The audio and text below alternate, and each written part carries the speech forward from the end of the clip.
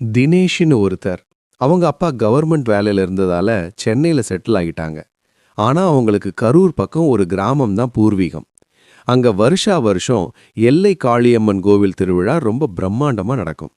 2000வது வருஷம் தினேஷோட அம்மாவுக்கு இந்த வருஷம் எப்படியாவது ஊருக்கு போய் பூவோடு எடுத்து என் வேண்டுதலை முடிக்கணும்னு ஆசை.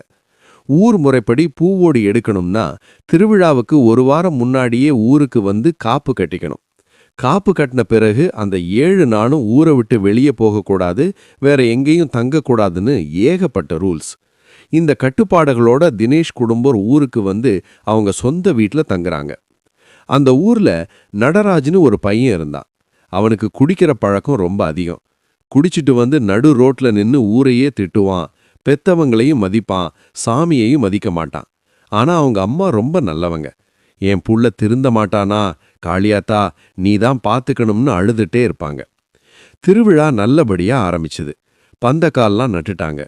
பூவோடு எடுக்கிற அன்னைக்கு எல்லாரும் ஊர்ல இருந்து 2 கிலோமீட்டர் தள்ளி இருக்கிற அமராவதி ஆத்துக்கு நடந்து போறாங்க. நடராஜோட அம்மாவும் பூவோடு எடுக்கிறாங்க. இந்த நடராஜ் என்ன பண்றான்னா, சாமி கும்பிடாம அங்க தார தப்பட்டை அடிக்க வந்த 2 பசங்களை கூப்பிட்டுக்கிட்டு வாங்க சரக்கடிக்க போலான்னு கூட்டிட்டு போறான்.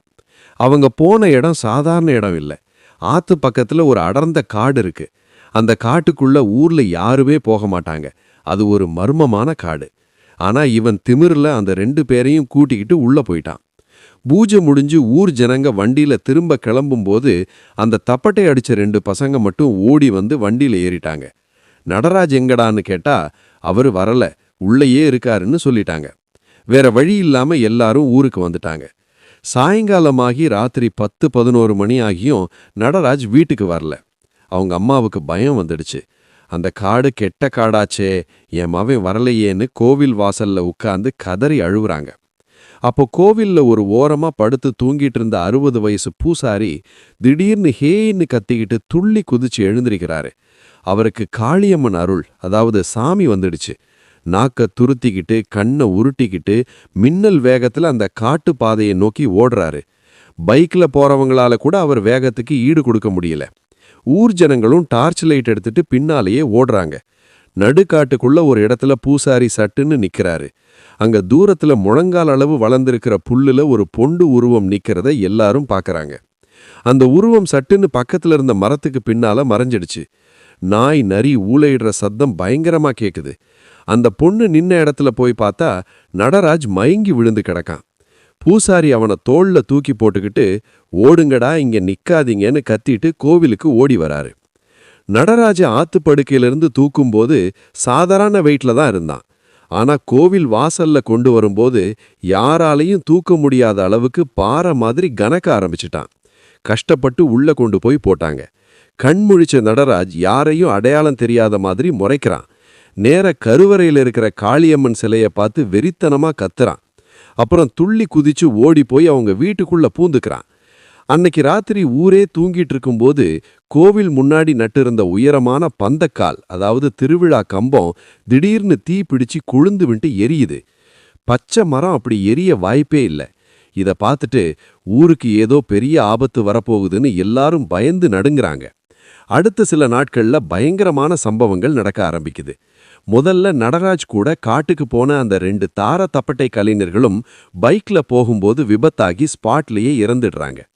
அதுக்கப்புறம் ஊர்ல இருக்கிற வாலிப பசங்க வரிசையா சாக ஆரம்பிக்கிறாங்க. அதுவும் குறிப்பா கல்யாண வயசுல இருக்கிற ஆம்பளை பசங்க. தூக்கத்துல அட்டாக் வருது, இல்லனா விபத்து நடக்குது. இப்படியே ஒரு மாசத்துல மொத்தம் 13 பேர் செத்துட்டாங்க. ஊரே பயத்துல உறைஞ்சு போய் கிடக்குது. ஆனா நடராஜ் நடவடிக்கை ரொம்ப மாறிடுச்சு. தினமும் ராத்திரி 1 மணிக்கு மேல அவங்க அப்பா அம்மா தூங்குனதும் எழுந்துப்பான். ட்ரெஸ்ஸிங் டேபிள் முன்னாடி உட்காந்து பவுடர் பூசி லிப்ஸ்டிக் போட்டு நெயில் பாலிஷ் போட்டு ஒரு பொண்ணு மாதிரி தன்னை அலங்காரம் பண்ணிப்பான். அப்படியே நைட்டியோ சேலையோ சுத்திக்கிட்டு நளினமா தெருவுக்கு போவான். தெரு முக்குல நின்னு ஒரு ஆம்பளை குரலும் பொம்பளை குரலும் கலந்த மாதிரி விசித்திரமா சிரிப்பான். அவன் எந்த வீட்டு முன்னாடி நின்னு கைய காட்டி சிரிக்கிறானோ அடுத்த 2 நாள்ல அந்த வீட்ல ஒரு மரணம் நடக்கும். இத ஊர்ல சில பேர் ஜன்னல் வழியா பார்த்துட்டு பயத்துல வெளியவே வராம இருந்தாங்க. இனிமே தாங்க முடியாதுன்னு முடிவு பண்ண ஊர் பெரியவங்க கொல்லிமலைக்கு போய் ஒரு பெரிய மாந்திரீகரை பார்க்கறாங்க. அவரு இது சாதாரண சக்தி இல்ல, அம்மாவாசை அன்னைக்கு தான் இதை பிடிக்க முடியும். அது வரைக்கும் ஊரை பாதுகாக்கணும்னு சொல்றாரு. எல்லார் வீட்டுக்கும் மந்திரிச்ச தேங்காயும் பிடி மண்ணும் கொடுத்து வாசல்ல கட்ட சொல்றாரு. எல்லார் வீட்லயும் அது அப்படியே இருக்கு. ஆனா நடராஜ் வீட்ல கட்டின அந்த பாதுகாப்பு முடிச்சு மட்டும் காணாம போயிடுது. அதாவது அந்த பேய் அதை தூக்கி எரிஞ்சிடுச்சு. அம்மாவாசை நாள் வந்துச்சு. மாந்திரீகர் கார்ல வரும்போதே ஊருக்கு வெளியே அவருக்கு பெரிய ஆக்சிடென்ட் ஆகுது. கால் எலும்பு உடைஞ்சு தொங்குது. இருந்தாலும் இது அந்த பேயோட வேலை, நான் வந்தே தீருவேன்னு கட்டு போட்டுக்கிட்டு வராரு. வந்துட்டு முதல்ல அந்த காட்டுல என்ன நடந்துச்சுன்னு விசாரிங்கன்னு சொல்றாரு. அப்பதான் அந்த காட்டு பக்கத்துல இருக்கிற சின்ன கிராமத்துல விசாரிக்கும் போது உண்மை தெரியுது. பல வருஷத்துக்கு முன்னாடி கிருஷ்ணவேணின்னு ஒரு திருநங்கை இருந்தாங்க. அவங்க சின்ன வயசுல வீட்டை விட்டு ஓடி போய் பெங்களூர்ல ஆபரேஷன் பண்ணிக்கிட்டு பெண்ணாக மாறி திரும்ப வந்தாங்க. ஆனா அவங்க குடும்பம் அவங்கள ஏத்துக்கல. பாவம், அவங்க அந்த ஆத்து ஓரமாவே தங்கி இருந்தாங்க. ஒரு நாள் மதியம் அந்த கிருஷ்ணவேணி ஆத்துல குளிச்சிட்டு இருக்கும்போது குடிபோதையில் இருந்த 4 பேர் அவங்கள ரேப் செஞ்சாங்க. அவங்க கதறியும் விடல. கடைசியில மாட்டிக்கிடுவோன்னு பயந்து ஒரு பெரிய பாறாங்கல்ல தூக்கி அவங்க தலையில போட்டு கொடூரமா கொன்னுட்டாங்க. அவங்க தலை சிதறி விழுந்த இடம்தான் அன்னைக்கு நடராஜ் மயங்கி கிடந்த இடம். இந்த உண்மை தெரிஞ்சதும் மாந்திரீகர் கோவிலுக்கு முன்னாடி யாகம் வளர்க்கிறாரு. பூஜை உச்சகட்டத்தை எட்டும்போது வீட்டுக்குள்ள இருந்த நடராஜ் கதவை உடைச்சிக்கிட்டு ஓடி வந்து கோவில் முன்னாடி மண்டி போடுறான். மாந்திரீகர் கேக்குறாரு, நீ யாரு, எதுக்கு இப்படி பண்ற? அப்போ நடராஜ் உடம்புல இருந்த கிருஷ்ணவேணியின் ஆவி பேசுது. என்ன பெத்தவங்களே ஏத்துக்கல, நான் தனியா ஒதுங்கி இருந்தேன். என்ன அந்த 4 மிருகங்கள் சேர்ந்து சீரடிச்சு கொன்னுட்டாங்க. என்ன கொன்னவன் எவனும் நல்லா இருக்கக்கூடாது.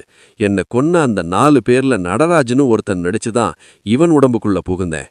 ஆம்பளை பசங்க யார பார்த்தாலும் அவங்க என்ன கொன்னவங்கன்னு நினைச்சு வெறியில கொன்னுட்டேன். இப்போ இவனையும் சாவடிக்காம போக மாட்டேன்னு அந்த ஆவி வெறியோட கத்துது. அப்போ சாமி ஆடின பூசாரி குறி சொல்றாரு, நீ பழிவாங்க நினைச்ச 4 பேர்ல 2 பேர் ஏற்கனவே ஆக்சிடென்ட்ல செத்துட்டாங்க. மீதி 2 பேர் வேற ஊர்ல இருக்கானுங்க. அவனுங்களுக்கு நான் நரக வேதனையை கொடுத்து சாகடிக்கிறேன். இது காளியம்மன் வாக்கு. இந்த பையன் அப்பாவி, இவனை விட்டுட்டு போயிடுன்னு சொல்றாரு.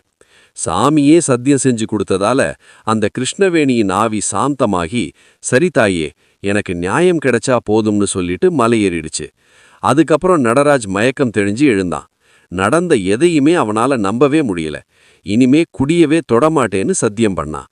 அதுக்கப்புறம் அந்த ஊர்ல எந்த அசம்பாவிதமும் நடக்கல.